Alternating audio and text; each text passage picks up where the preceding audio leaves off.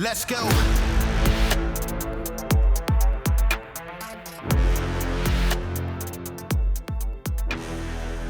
Welcome to Citizen. We have a very special guest. You might actually be the first person to come on twice, I think. Sean Matson from Mattbach and Hydromax and man, I'm not going to list off all the companies you're involved in because that would take all day. We got to get to the show. The podcast would be over by the time you're done. Yeah, I know, right? It's like like a fucking king of England, like the first of his name and blah blah blah. Out of Virginia Beach, Mattbach LLC. You got a lot of stuff going on over there, but first let's catch up a little bit. What have you been up to lately? Man, obviously with Mattbach right now in a fiscal year, so it's like tax season for us right now for accountants. So it's like, you never know when you're gonna get a phone call. Zach was on a call this morning at 2 a.m. with Australia trying to get them to give us some grant money for the generator that we just released, or we finally got the approval to release it. And it's just like that though. It's like constantly every day, you never know. It's like 10 at night, 4 in the morning, customer calls, wants a quote, wants this, or trying to give you a credit card. And it's like, hey, my money runs out tonight at midnight. I need to spend $5,000. Like, all right, well, we can help you spend that. Yeah, I know, right? Oh man.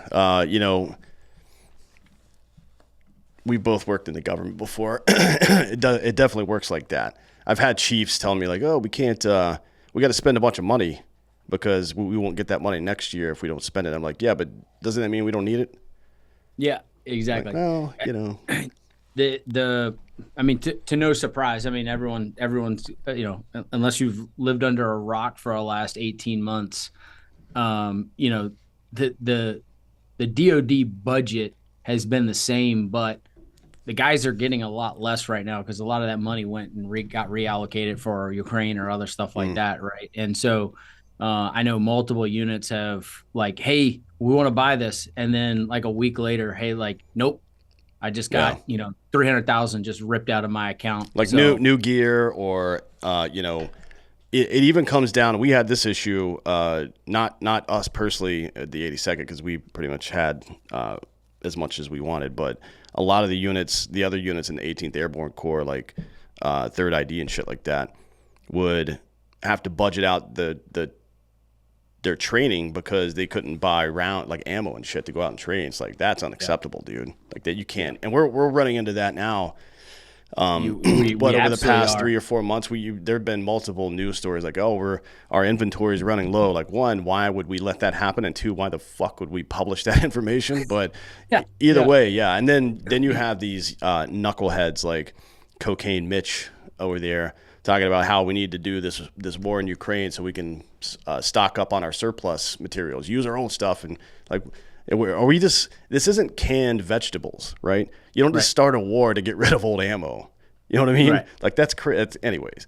And to that, right? Like it affects one thing, right? So like maybe like I think the biggest thing that they've been talking about is like the 105s or like some of the larger munitions, right? But then, I've talked to some vendors for like 40 Mike.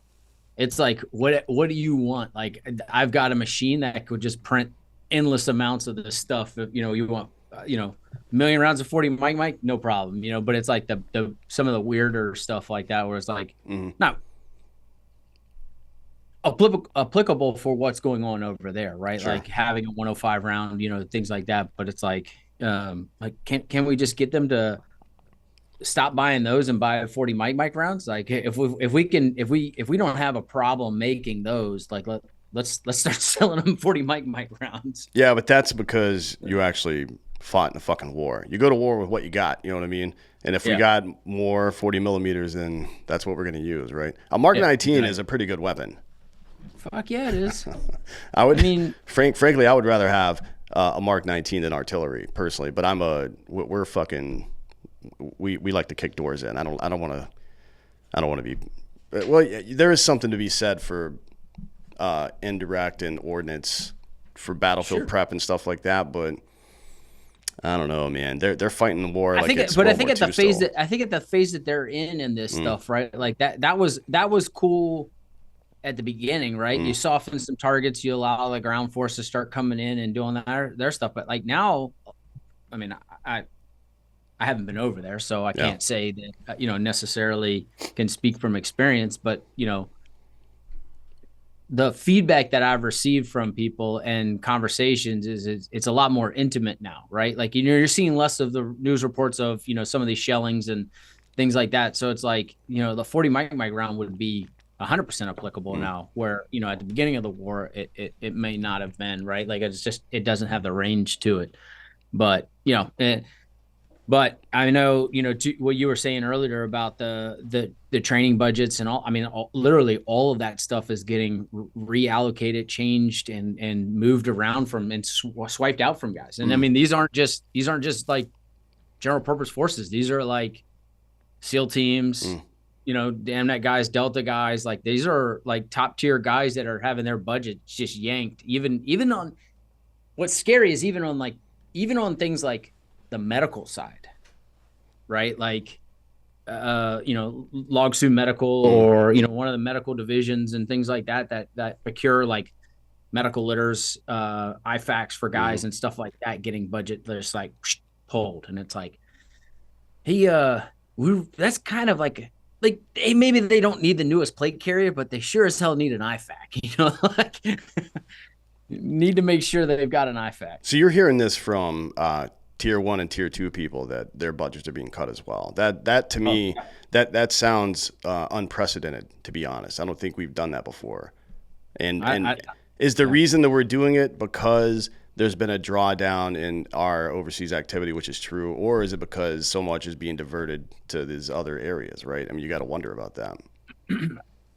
And I mean, I think it's some of both, right? I mean, I think that but a lot of those guys are still a lot of those guys are still out, and they're deploying, right? Are they doing DAs? No, but they're still going to need, like I said, medical equipment. Like it doesn't matter if I'm in garrison, working out of an embassy, or kicking down doors. I need medical Mm. equipment and medical products. So like that's where to me is like the scary part. It's like, again, like not necessarily do they need like the newest plate carrier Mm. that just came out by First Beer or whoever, Cry or whatever. Like I can see like, hey, we're not spending the money on some of those things, right? Use the 2-year-old one that you've got, and you'll be okay for at least another year, right? But when it gets into some of the medical stuff, that's where like it's like, ooh, like Yeah, it's weird, man. It's like I one of the aside from all the other reasons that we shouldn't be trying to provoke World War III, um, it's just hard for me to accept this argument that Ukraine is a strategic fight for the U.S. when the result of it is weakening our readiness. You know what I mean? Like we're not even directly involved in that stuff, and we're weakening our own readiness. It was different in World War I and II, right? When we started out just supplying our allies with food, munitions, and shit. Like this is the there isn't a world war environment on Earth anymore. It just doesn't work that way anymore. You know what I mean? There aren't like yeah, 8 countries that are going to fight 7 countries. It just doesn't work like that anymore. We are the way we use our military, just all over the fucking globe these days. Man, I it's wild to me. I got to be honest. I've made this point for a long time. Like, well, if your weapon was unserviceable, you would get that fixed immediately. But if there's dudes under your command that are unserviceable because of physical or mental health issues or whatever it is, we kind of let that go. Like I'd just suck it up. You wouldn't tell your 416 to suck it up. Like, oh, my 416 keeps jamming. Oh, suck it up, soldier. Like, no, get yeah, my shit fixed, dude. yeah, And it's this like bullets, beans, and medicine. You cannot win wars without those things. yeah. And so hopefully we don't get into any more wars anytime soon. But if we do, I'm not feeling too hot about it right now. Just the state of, I don't know. I don't feel like even people in the military right now are confident in our military capabilities, not just in our capabilities to prosecute a war itself, but our capabilities to collect good intelligence and make good decisions about which wars to prosecute. You know what I mean? I feel like there's an overall general malaise amongst both veteran and active duty people about the current state of our military, and I'm not sure how you get back out of something like that. I mean, I Well, guess we could look at Vietnam and how we kind of made our way back from that. Like the Gulf War was pretty popular, yeah. more or less pretty popular, and we executed it pretty well, the first Gulf War. But I don't know how we do that again. Well, I think, that something to think about too is like right now in the time of history that we're in, a lot of the guys that are at that, 06, 08 level, E8, E9 level, command master chief, command sergeant major types, right? They were all in the heat of the Iraq-Afghanistan war. And that's right? different than it was in 100%. so in 2001 when we started in Afghanistan and '02 in Iraq, most of our field grade officers and staff NCOs did not have combat experience. There were some people Yep. that got some in Panama and Grenada, a little bit in the Gulf War, but that was pretty much it, man, except for some super older guys who were maybe involved in Vietnam. But they were Yep. well beyond the command structure at that point. They were more just, consulting or whatever you want to call it. So this is pretty unique now, right? Yeah. And then at that middle level, right? You've got some guys that may have seen something, but probably the broader majority of that kind of the meat eaters in there, right? They most likely probably only saw a couple months of anything. They caught some of the tail end of the Iraq Afghanistan stuff, right? And then obviously all the new guys, they've never seen it, right? They never got a chance to see any of that, and so you have this huge difference of experience in there. And then also, I think part of why we're having a problem with recruitment, right, is every recruiting video, every recruiting person was probably in that later part where they're like, dude, we were kicking in doors and we were out every night and blah blah blah blah blah. And so that's what they get sold. But then they go and do a reality check of there's no war going on. Like, that's not going to be what I get to go do. And then it's like, if that guy's going to sell me this load of shit, like, what else are they going to lie to me about? Yeah. And it's like, not, I've always, when I've had conversations with like ROTC units or like gone back to VMI and talk to them, or just, high school kids and stuff like that. Like if you want to go in the military, 100%, like, I think that's like, I hope you go do that. Right. But I also tell you, if you think it's going to be like Call of Duty, you're fucking wrong. Like, it's not going to be. Like, be prepared to have your hands tied behind your back in a lot of situations, and to play a lot of a political chess game, right? And it's not going to be where the United States is the lead element in this. It's all like everything, even at the top tiers. It's like, how do we get the partner force? I mean, like, we saw that at the tail end of what and so fast forward another, 8, almost 10 years from that, you sure as hell can believe that it's all now like partner force. How do we enable them to go do what they've got to go do? So we're not even in the picture, right? Yep. Yeah, it's interesting because that's why I got out. Our next 2 rotations were going to be to go train Afghan or Iraqi police or army. I'm like, nah, fuck that. I'm not doing that shit. I mean, that's dumb. So I get it from that point. Like, you're trying to recruit meat eaters, like hard chargers, people that are, and it is what it is. Some people are suited for that kind of stuff, and some people aren't. And there's nothing you can do to make somebody who's not suited for it suited for it. I don't believe that that's possible. But it is a unique problem now, because how do you maintain readiness for some, real global threat, not ones that are just fabricated like we like to do, without that sense of purpose already being intrinsically built into the mission now. You know what I mean? It's tough. And I think it's been historically tough as well. I was doing research for this article I'm writing for Newsweek, and I read this report called an historical examination of military records of U.S. Army suicide 1819 to 2017. And what the researchers found was that during the height of World War II, suicide rates were 3 times lower than they were in the mid-30s when no war was going on, right? And that happened again. The suicide rate it dropped precipitously all throughout World War II, and then it went up again in the late 40s, and then went down, way down again when the Korean War started. So what does it tell you? For me, it tells me that it isn't the combat or the trauma that breaks men's souls. It's a lack of purpose. You know what I mean? I really do believe that to be true, and I think the data backs it up all the way back to 100 years ago. This is not a new thing, because not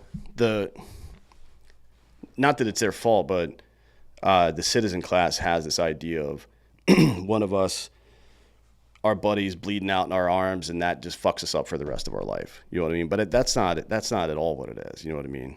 Certainly there are some examples of extreme traumatic events that people don't deal with that cause them problems down the road. But most of the people I know that killed themselves, and it's way more than the people that died in combat, probably by a factor of 3, to be honest. It was like they were just lost as a human being. You know what I mean? And if you go ahead. I was gonna say, but I mean, you see that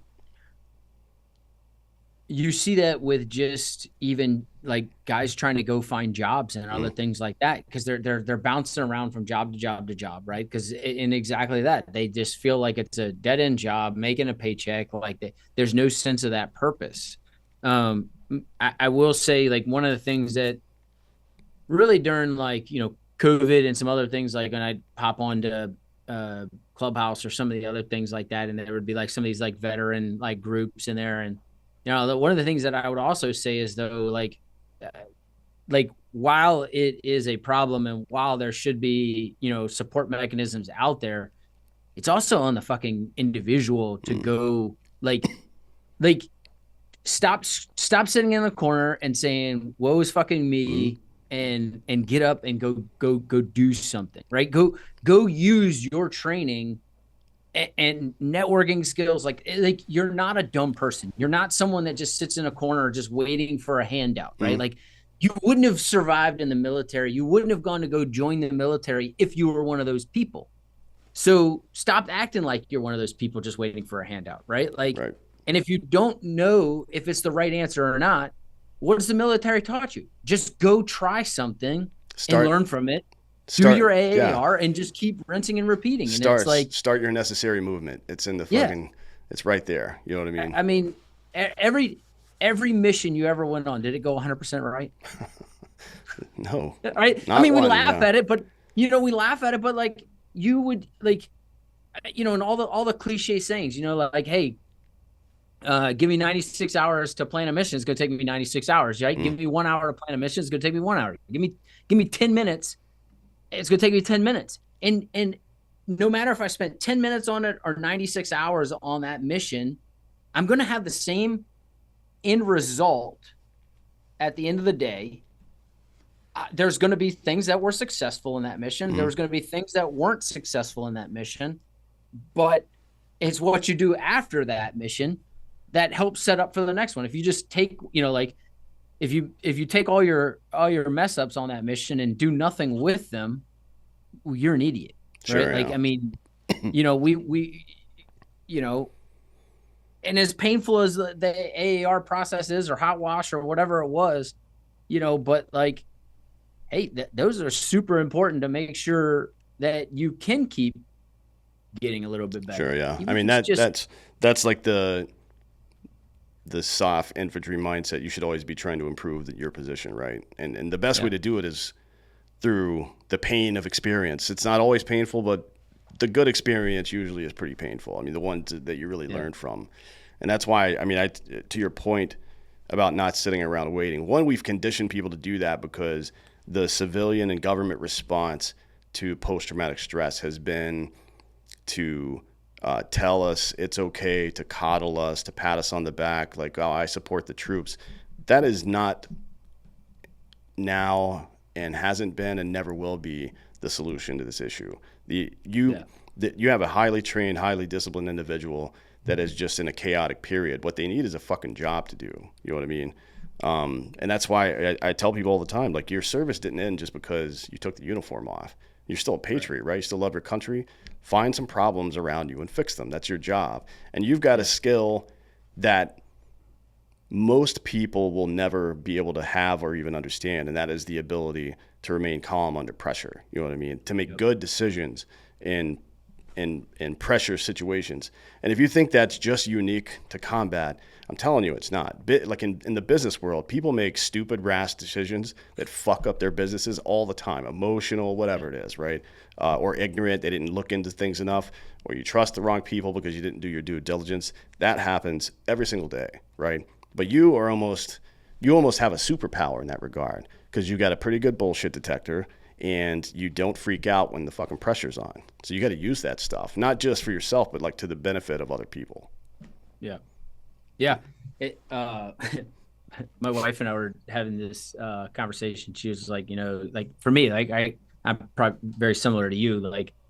Like yes, I will do some due diligence, and yes, I will think things through, but generally I act more than I think about things through, right? She is very analytical. She will sit there and think of every possible outcome of even just saying something to the kids, like no, you can't do that. I'll just be like, no, not right now, right? And she will sit there and think about, like, okay, if I say no, this is what this is going to have, emotion or whatever. And she's like, well, that gets you in trouble sometimes. I was like, yeah, but also it helps me to just like do better for myself, right? Because like I okay, well, maybe that wasn't the best thing, but then I will though internalize it and try to figure out next time, okay, same situation, like how do I do it, rather than just always sitting there like I'm not sure what the best path is, right? But I mean, like you in business and other things like that, like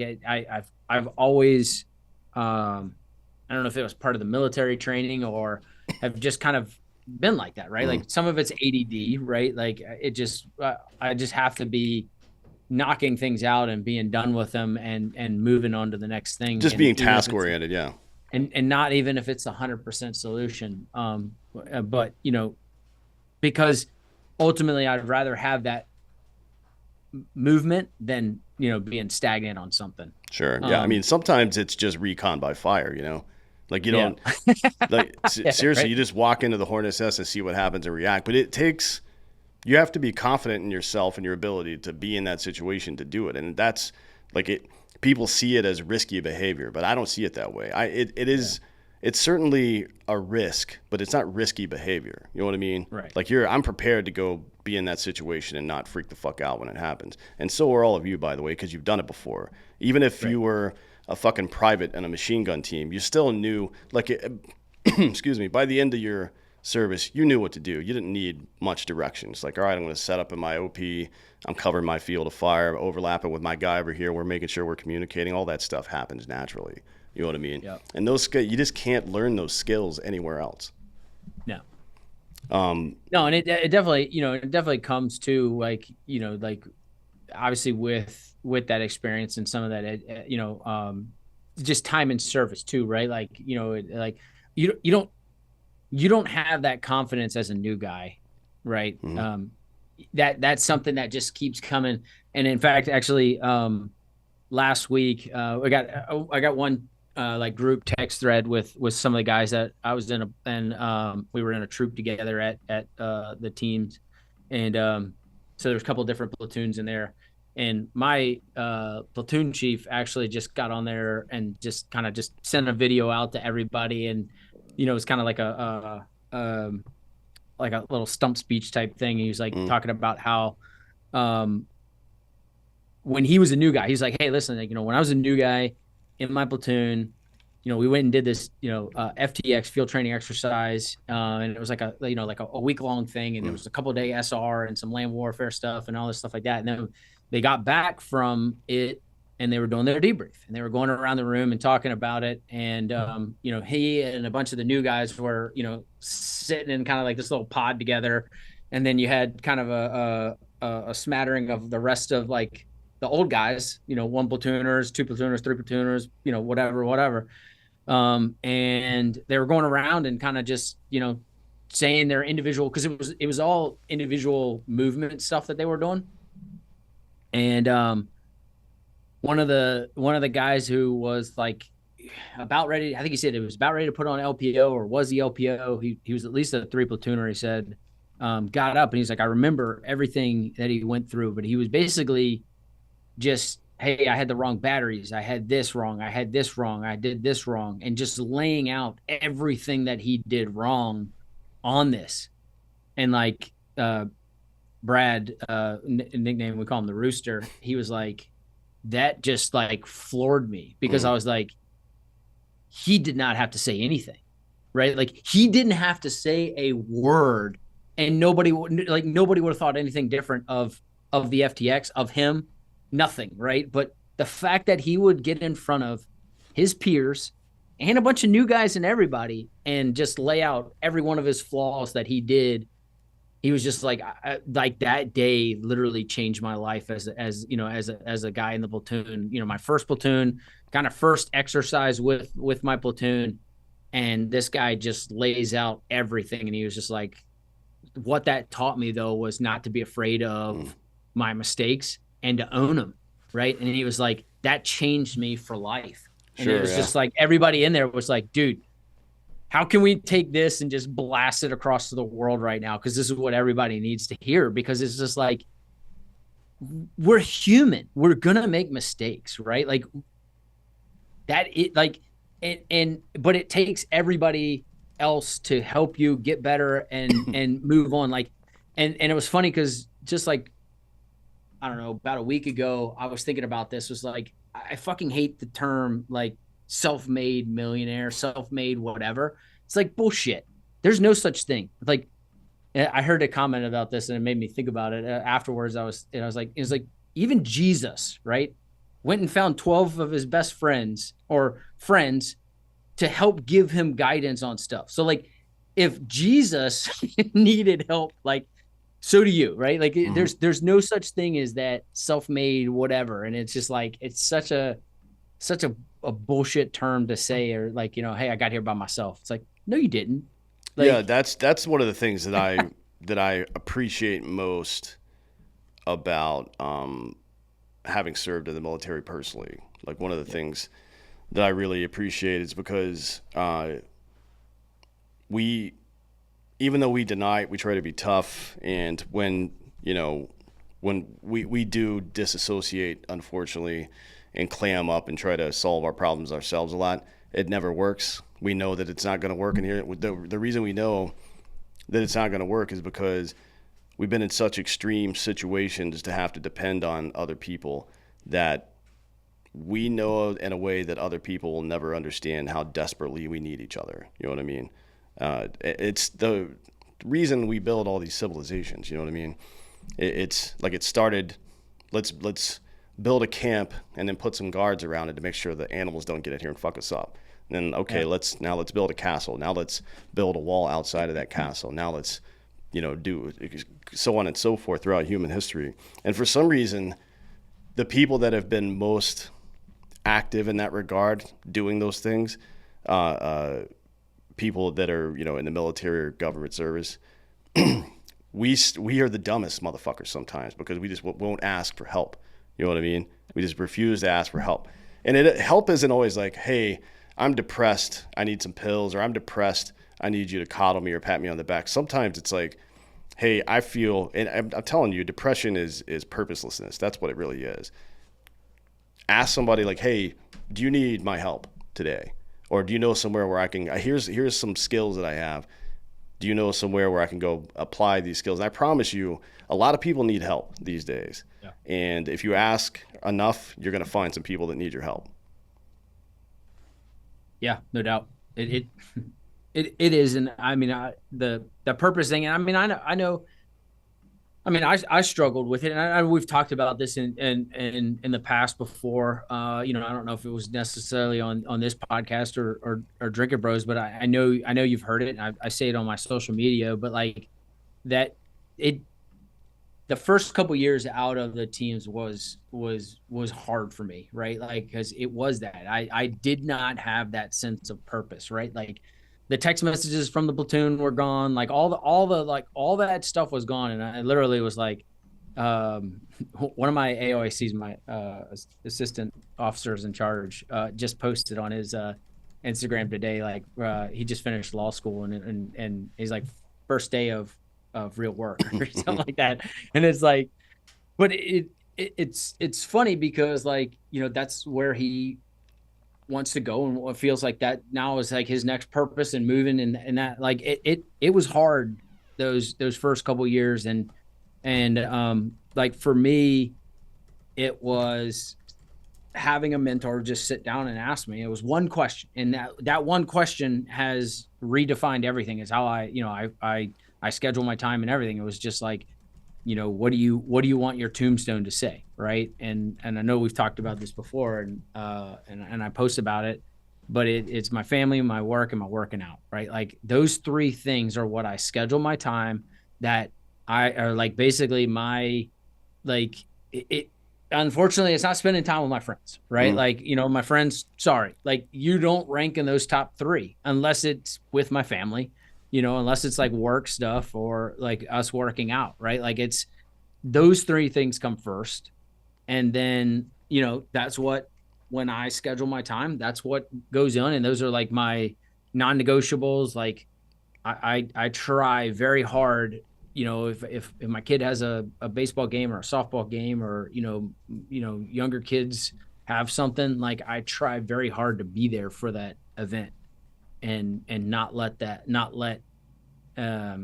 something else impact that. Yeah, I think I think Yogi Berra used to say he had a lot of weird quotes, but it was like 90% of the game is just showing up, you know. Which is, you know, to be honest, that's another good way. As far as finding your purpose again, just throw yourself into something. I'm sorry. Gandhi used to say that if you want to truly find yourself, lose yourself in the service of others. You know what I mean? Yeah.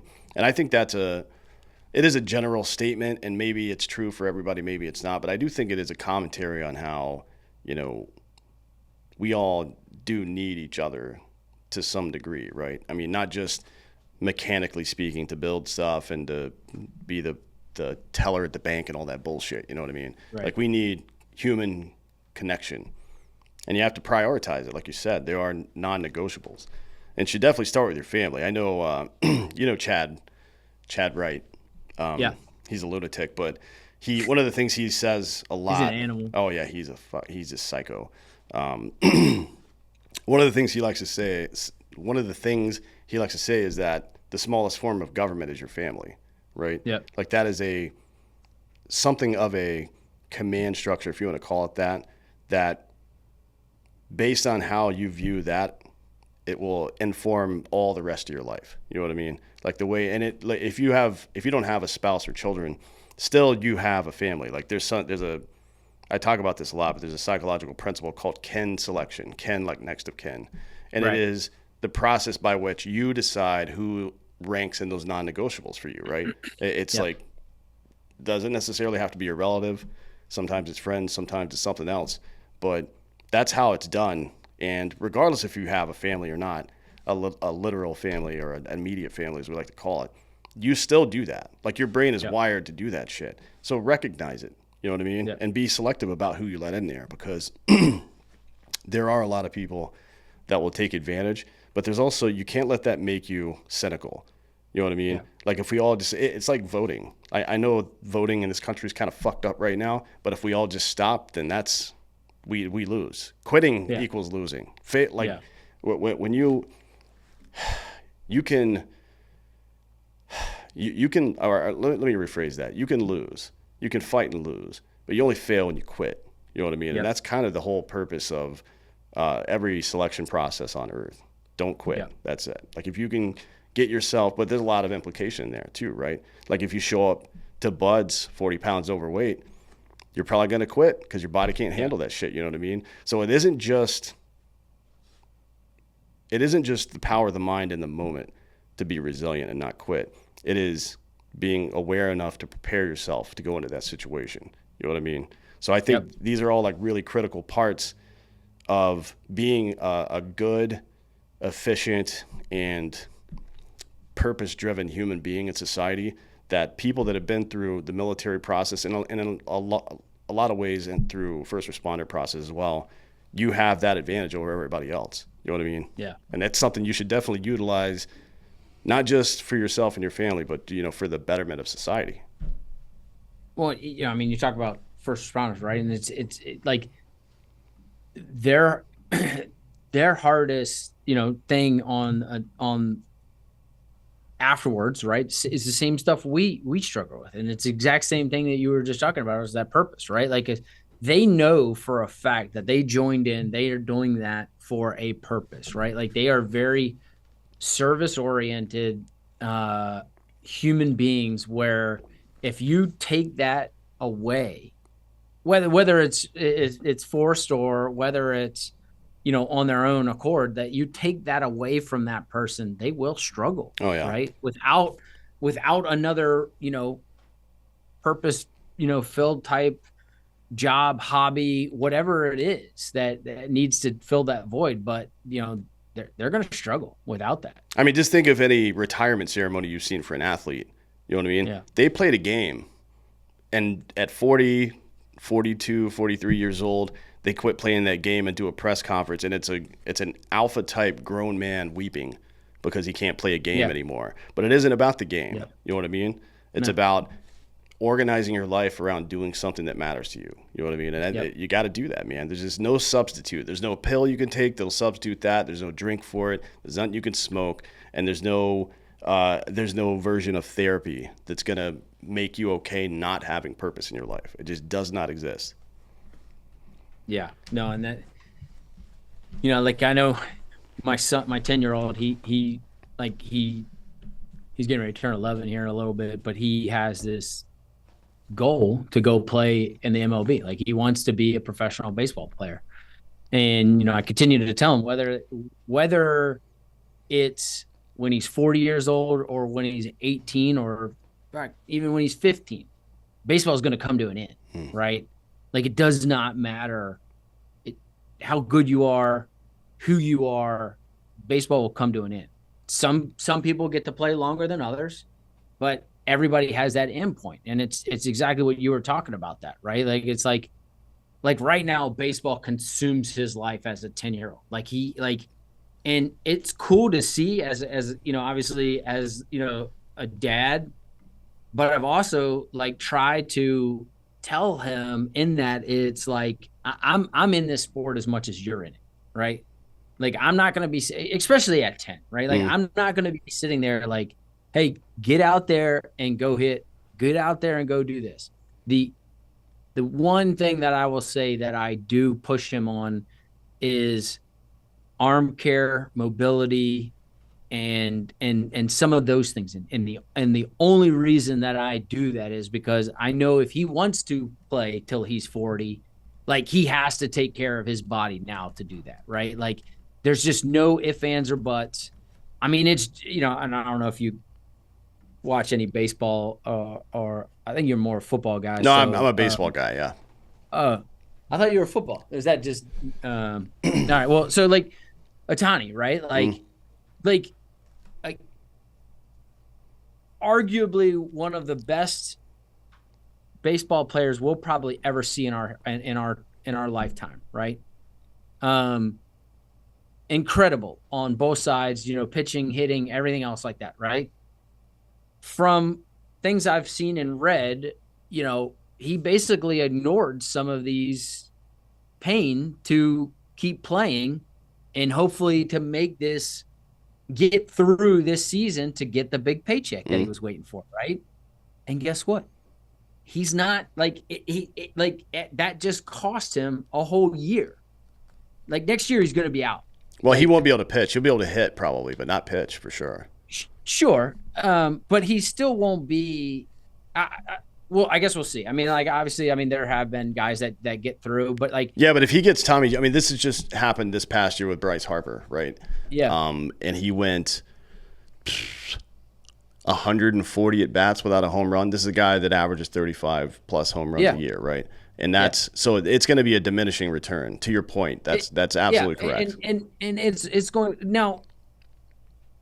Thankfully, it's not anything worse, Mm, right? But he could have had an injury that could have been career ending too, right? Like, and that is my, I guess when I say like, again, non-negotiable with him. Like, I'm not going to sit here and say, hey man, you better go practice, you better go do this, you better go do this. mm, I will 100% to tell him like, hey, like you have to take care of your body, right? mm. Like he's like he's 10 years old. He's 5'2" and like 105, 110. I mean, he's a big kid for a 10-year-old. I mean, he's still in elementary school, and like it's crazy when you see him and like the other kids on the baseball field that it's like this, but Mm.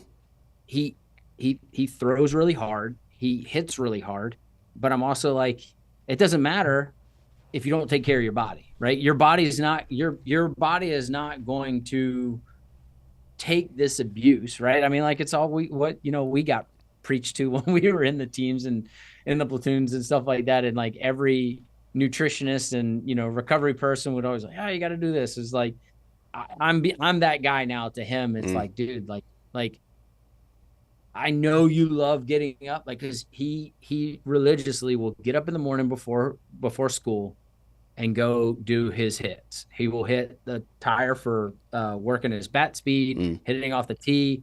Like he religiously will do it almost every morning before school.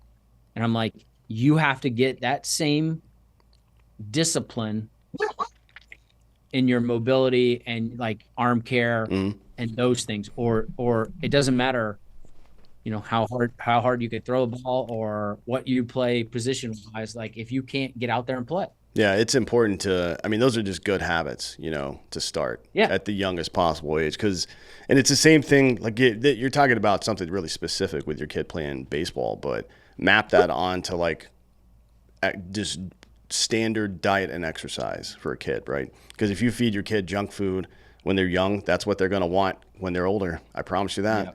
Yeah. And it's like good habit forming like that is there's no replacement for it. And I feel like, we keep going down these. We keep thinking we can outsmart nature, Yeah. Yeah. and like there's going to be Ozempic for don't worry about working out, we'll just take Ozempic. Like there's not going to be Yeah. some kind of some price to pay. There will be some price to pay for that in the future, I promise you. It's like every time we do that and try to outsmart nature, why didn't you just do the right thing in the first place? You know what I mean? It's Yeah. so much easier to do that with way less risk. But I think that's one of the, aside from the general purposelessness that we see in society today, I think that is a huge part of all the nihilism and depression that's going on. People think that like, well, they promised me that this would work and it's not working. It's not filling the purpose hole I have inside me. This Xanax that isn't working. This Zoloft isn't working. Why is it not working? Then you become more and more, aside from just the chemical reactions going on in your brain, it snowballs out of control. Yeah. It's like, no, you got to take charge of your fucking life, dude. I mean, this isn't some rah-rah motivational speech. This is just basic sociology or human psychology. You've got to take control of your life and you'll feel better about it. Yeah. Yeah. No, it is. And I mean, it's like, and probably like you, right? Like I will go eat Doritos if I want some Doritos, right? Mm-hmm. But I am not gonna sit there and crush, uh, a party-sized bag of Doritos every day after work, Mm-hmm. right? It's a rare occurrence to do something like that, right? Like it's like, it's like one of my buddies who got out of teams, and he has a like incredible ice cream like line, and like he makes everything with like local local ingredients. So like if they, for example, like he'll use like local bakeries, or when they do, like they've done like a strawberry one, like strawberry season was not too long ago here in Virginia Beach. So he'll go and actually like hand pick the strawberries from the local farm and then go put it in his ice cream. It's like, I will 100% support something like that. Granted, it's ice cream, but it's a treat, right? Like it's not something that I'm going to eat, every single night. And even if I did want to eat it every single night, I'm not going to sit around and not do anything about it too. I'm Sure. going to work out a little bit harder, like, hey, look, like, all right, last night was a little bit like off my kind of normal routine. So like, I got to make sure I go thrash myself in the gym. Treat it like a checkbook. You know what I mean? Not that not that we That's do that. Checks the balance. Yeah, I mean, not that we debits and do credits, checkbooks anymore, but yeah, it's debits and credits. That's it. That really is all it is. Like, if it's you 100%. All these diet fads and all this other bullshit that's going on. If you want to lose weight, put yourself in a caloric deficit. The end. Yeah. And you'll lose weight. Yeah. Probably somewhere between, if you do it in a healthy way, somewhere between like half a pound a week. Somewhere around there is usually pretty healthy. And that's just how it works. If you burn 200 to 500 more calories in a day than you fucking eat, then you're going to lose weight. That's the tried and true method throughout all of human history. So why are we trying to do it in a way that why are we trying to fuck with nature again, man? Just the recent studies that we've seen from a lot of these physiological programs is that just walking around at a moderate pace for 10 to 15 minutes a day will prevent heart disease. And still people are getting heart disease. It's like one of the biggest killers in America is heart disease. We still get it. It's like you don't have anybody to blame except for yourself. You know what I mean? Yeah. Like I understand back in the day in the 1950s, the federal government, the FDA lied to us about pretty much everything. But all the information is available now. Stop. So wait. Yeah, they're still doing that though. Oh yeah. Don't trust anything the government says.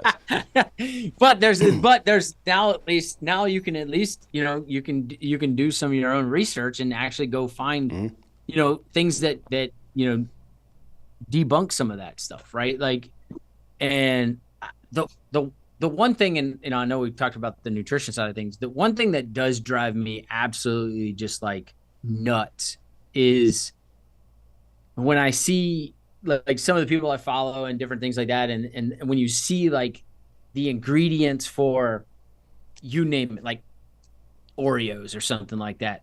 And like the American version of Oreos and the UK version of Oreos. And you're just like, those motherfuckers, like why do we have to have, 700 different ingredients in there when like, it's like half of the shit we eat is banned in Europe. Like no shit. Yeah. I mean, if you shop in the middle aisles of grocery stores, there are at least 17 ingredients that I can think of, not off the top of my head, but 17 for sure that I've seen. I've seen the amount listed as 17 that are common in American foods, processed foods, that are completely banned in most of Europe. It's like, why are we, dude? If you can't pronounce it, don't put it in your body. If it didn't exist 100 years ago, don't put it in your body. Actually, maybe 200 years ago now. We're getting old.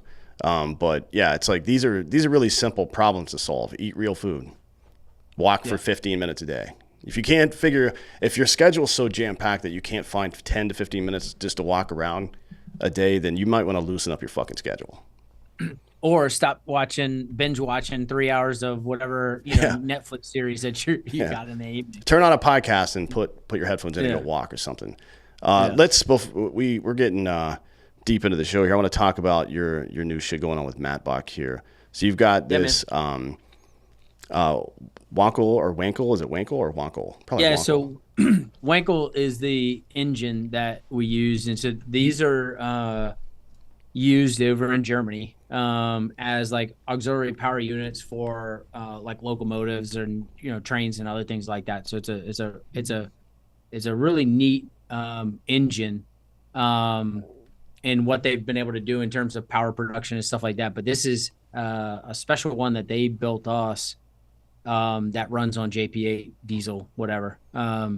And we've taken that, and it's a we've talked about this before, was like, we obviously medical gear and other Mm. things like that on the Mapbox side of things. And then, last year we won a contract to do a electric hybrid vehicle for the Army. Right. And it's like, what are you doing there? But at the end of the day, where we see it is they're 100% is an application for being able to go silent. Right. Like I could think of, 15 different missions that I was on where, going silent would have saved us a lot of Oh my heartache, God. right? Can you imagine not having to do like a 5-click offset infill when you, I mean, Jesus Christ. Look, I know we're supposed to train to be able to run, or at least force march 5 to 10 clicks onto an objective and then assault and then get the fuck out. But I would rather not. You know what I mean? Yeah, It's like exactly. I'd rather use my GPS than my compass, but let's make sure we've got the compass.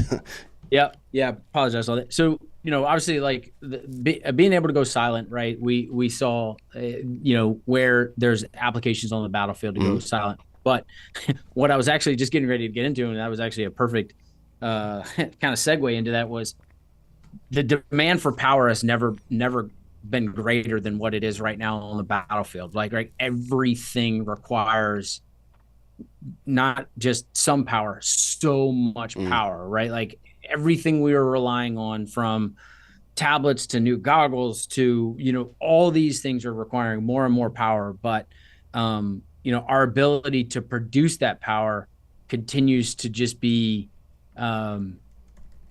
incremental, where like some of these leaps are just exponential. And so Zach, my business partner, for about 3.5, 4 years has really been, he has a mechanical engineering degree, but his just brain just works different. Is how do we use an internal combustion engine to get us more power, which means we've got to get more efficient with that engine. And so the Wankel is one. We've got another one that we're working on as well. But to kind of put it at scale, the generator range extender, whatever you want to call it, that's on the back of this JLTV that we just released, that thing only weighs 240 pounds. Your typical fob or base that was running and that could produce 40 kilowatts worth of power, which is a ton of power, especially in that size. It's about a little bit bigger than a Yeti cooler and only weighs 240 pounds. The next big leap in human technology, I think, is going to be able to shrink computation size and also batteries, like energy storage size. That'll be the next big leap, probably. And I was just saying, Sean got booted off, by the way, because there's a storm nearby him. But I'm going to finish this episode out. We had 2 500,000-watt generators, and they were the size of we were in a 4-story building, and it was about 3 stories high, each one of them. And this is obviously not quite that large, but it's the size of a small cooler. And this is one of the good things about technical ingenuity from the military. It's like GPS, cell phones, the internet, all that stuff was developed because of the military. And then, think about practical applications. If you can have something the size of a Yeti cooler at your home that can produce 40 kilowatts of energy, that's a big deal. That's a big deal in emergency situations, if there's some kind of attack on the energy grid, all that stuff. So it's really important. So, go check out Matt Bach. They have a bunch of other, all kinds of stuff. I actually use a Matt Bach plate carrier. It's one of my favorites. It's light. It's the lightest plate carrier I've ever used. And Sean's a great dude. He's been on the show a bunch. You guys all know him. Go check out his stuff. Go check out Matt Bach. Go check out Sean Matson. And, if you're out there and you're feeling like you don't have any purpose, go find somebody to help, because that's how you're going to deal with it.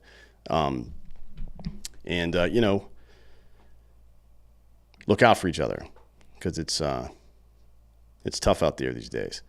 And thanks to Sean for coming. Thanks to Matt Bach.